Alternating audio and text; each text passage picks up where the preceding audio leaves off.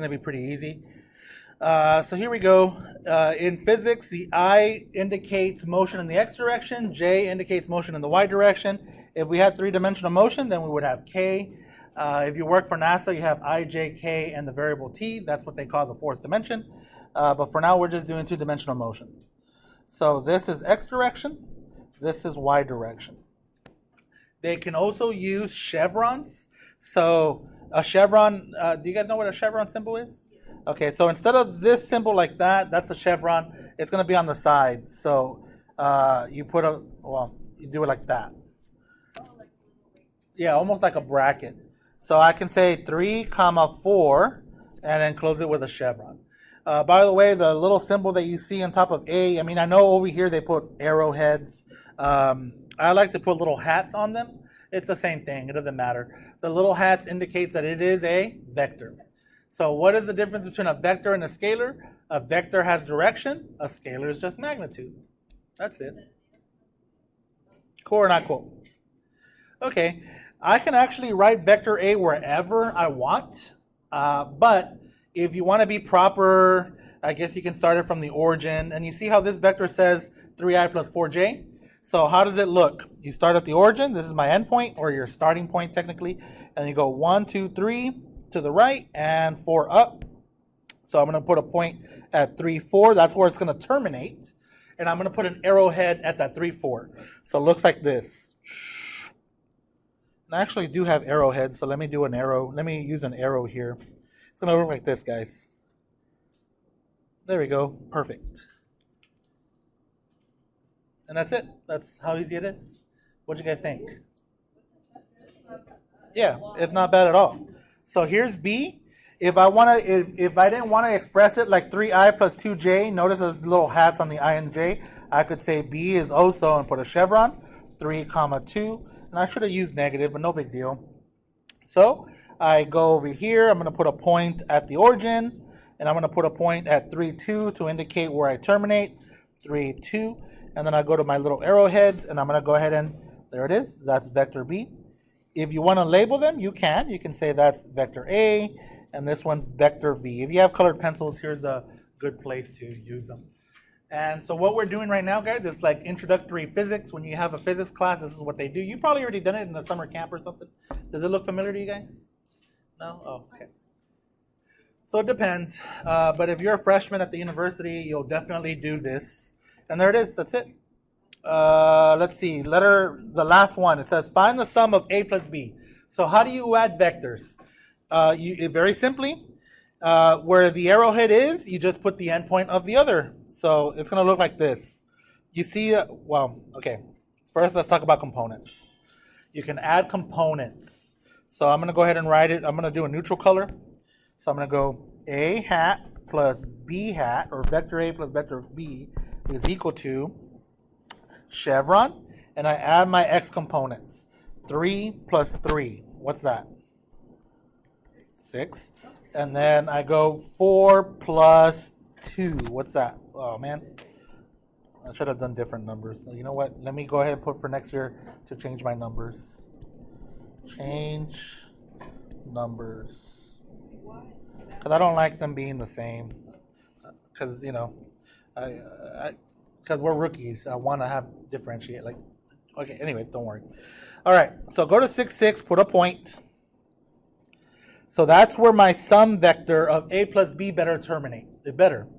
So if I go to the top of arrowhead A, and I go and I do 3 to the right and 2 up, do I terminate there? 1, 2, 3, 1, 2. Yep, perfect.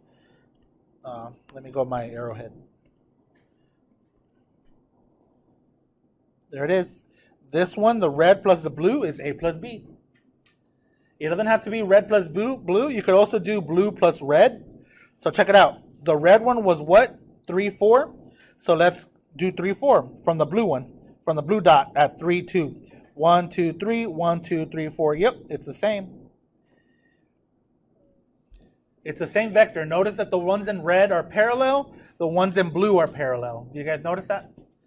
So it doesn't matter if you go A plus B or B plus A. You're going to terminate at the same location. Now sometimes, and I don't have a third color, so I'm just going to have to freehand it here. You see this one in green, that arrowhead in green? Sometimes they call that one the resultant. Resultant. Which, yes, you guys are smart. It means the result.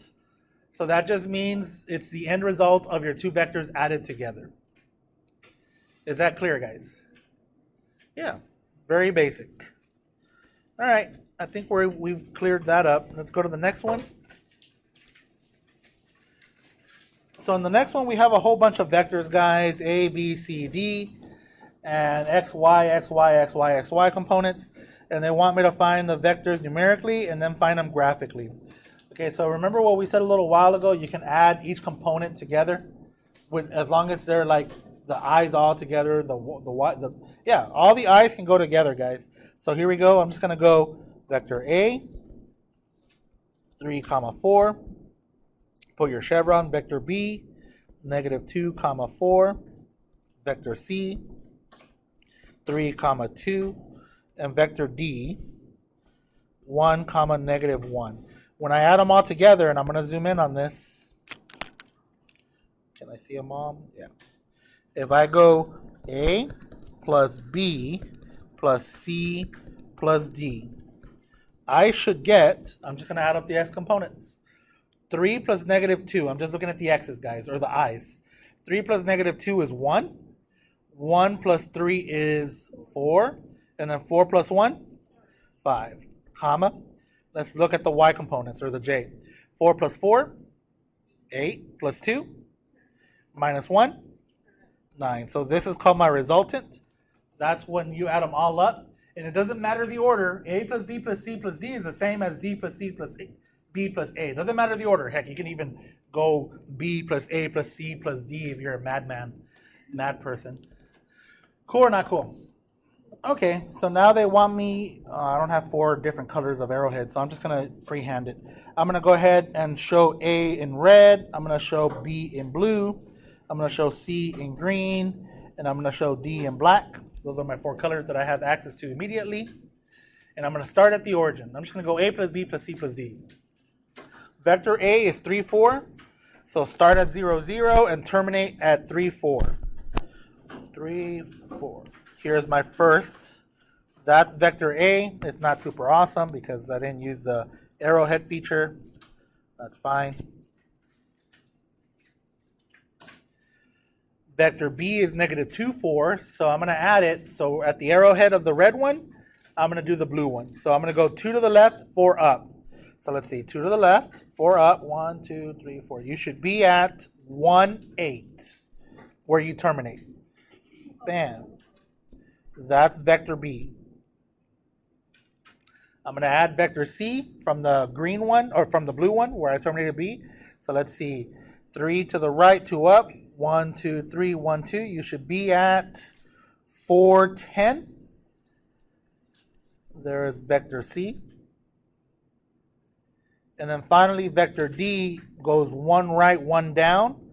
1 right, 1 down. Bam. And look at that. It's at 5, 9. Isn't that cool? That's where, yeah, that's where, and there it is. Sometimes, not always, they draw the resultant vector. I'm going to draw it dotted from the origin. Sorry, you don't have to do the sound effects. That's the resultant vector. All that means is that's the result when you add all those vectors together.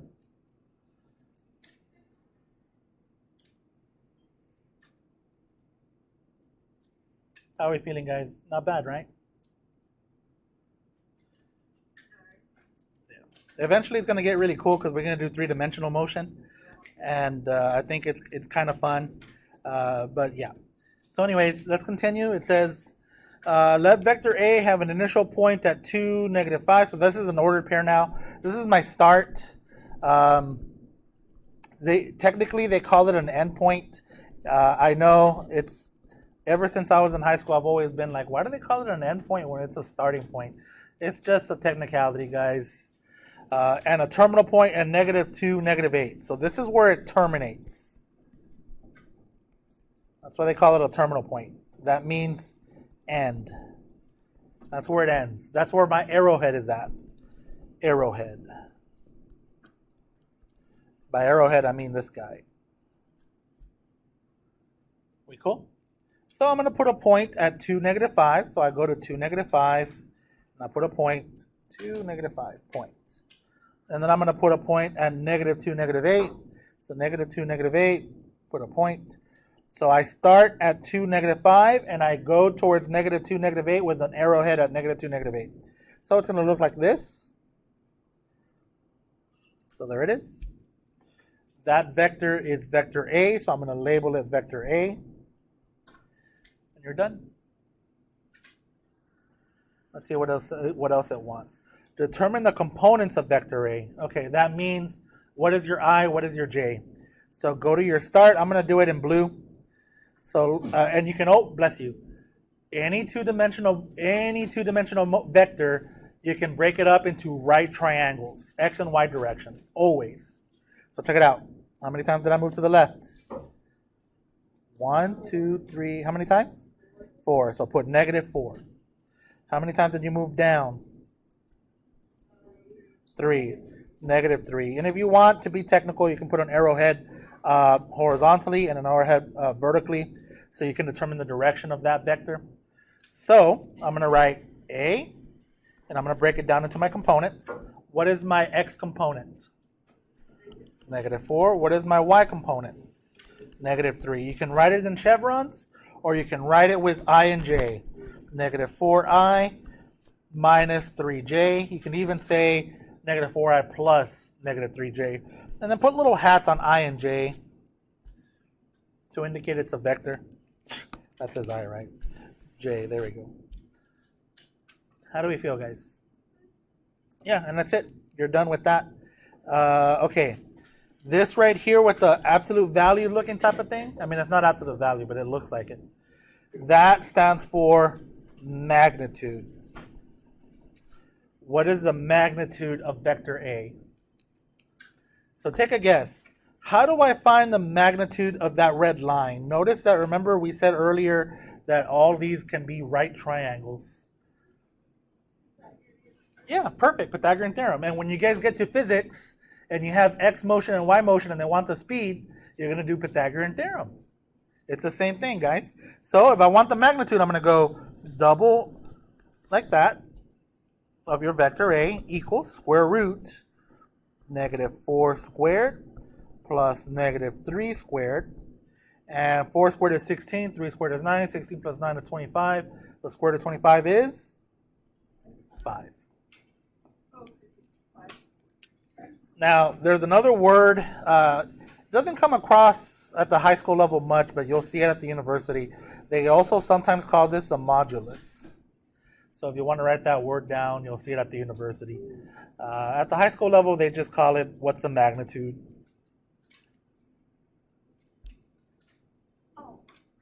How do we feel, guys?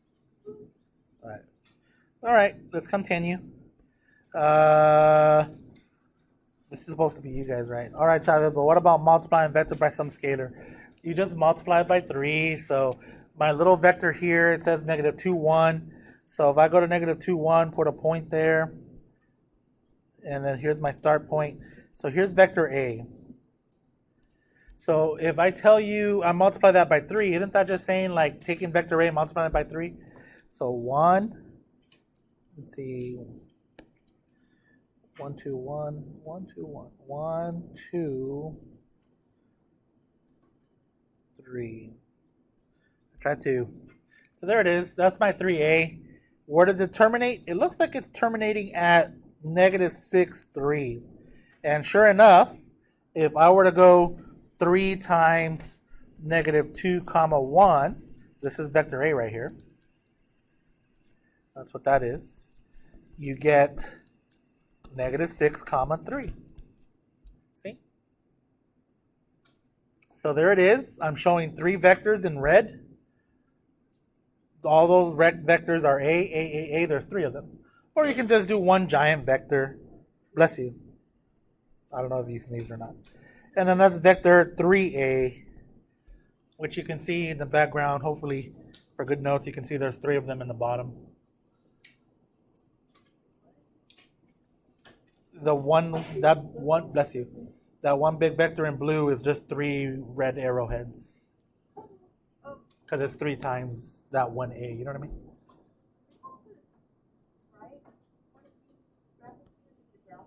Oh, there it is. That's good. What does this mean graphically that I extend vector A 3 times?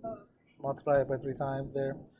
All right, Chavez, I was looking at the online questions and they were asking for a component form followed by magnitude and then following the direction of my vector. How? I know, guys. You guys don't talk like that. All right, so here we go. Let vector V have an initial point at 6, -3. So that's an ordered pair. Go ahead and put a point there. 6, -3, put a point. And a terminal point at 2, 1. So go to 2, 1, put a point. Plot the vector V, find the component form of V, magnitude of V, and direction of V. Okay, so here is my vector. I start at 6, -3, and I go towards 2, 1. Now, delta math is going to make you put the endpoint, or your quote-unquote starting point, the initial point at the origin, because it's easier to see. But before I do that, I want to see what my x and y is. I went to the left, 1, 2, 3, 4. Man, what's me with 4? 1, 2, 3. I'm going to definitely redo these notes. I love the number 4 too much in this one. All right. So my vector in component form is this. V is nothing more than what? -4 and 4. You can also say -4i plus 4j. You can also say -4i. What is I and j mean? Random variables? It's like actually. No, there's meaning. I means x direction, j means the y direction. And if we had if we had another. No, yeah, but like why did they choose I and j? Like, is it just like they didn't use it? Well, the math community has just loved ij, Oh, okay, that's what I was cross thinking. product, dot product. All right. Imaginary numbers. No, I don't think it's because of imaginary. No, I'm just saying. She said, didn't we already use I? Like, Well, for imaginary, yeah, but in engineering they use the letter J instead because I stands for current, right? Okay, what were we doing? Oh, yeah. So delta is going to make you put that one at the origin, which I kind of like because it's easy to see. It's easy to see like your direction. And here's what I'm talking about, guys. So if I put a point at the origin and I go -4, 4, so -4, 4, and then I do this. So notice this is that same vector. They're both parallel to each other. It's very easy to tell what this angle is. That's the direction. So how do you tell that direction? So I'm going to calculate the direction in green. So I know that I have a right triangle right here. And I know that this distance is -4 and this distance is 4. So so here it is, I'm writing theta r, so you can already see what I'm doing, guys. If I want to know what that reference angle is, always use magnitudes. I can just go arctan of 4 over 4. Opposite over adjacent. But I just did the magnitudes, guys. And I'm going to get the calculator to give me 45 degrees if you're in degree mode. If you're in radian, it's going to say pi over 4. So because I'm in quadrant 2, I know that theta r, that reference, is 45 degrees. So that means theta must be 180 minus 45, which is 135. So what's the direction?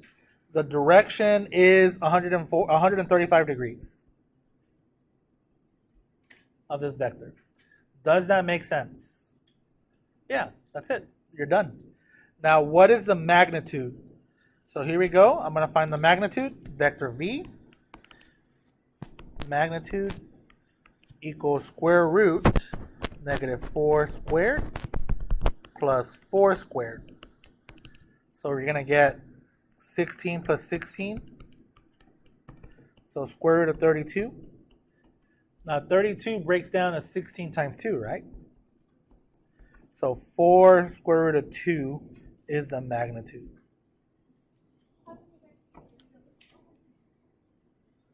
So there it is. I think we answered all the questions.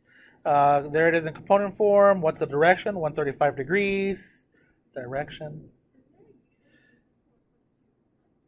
Say it again. Well, I didn't put, later on in the future when you take physics, that vector is going to have a unit with it.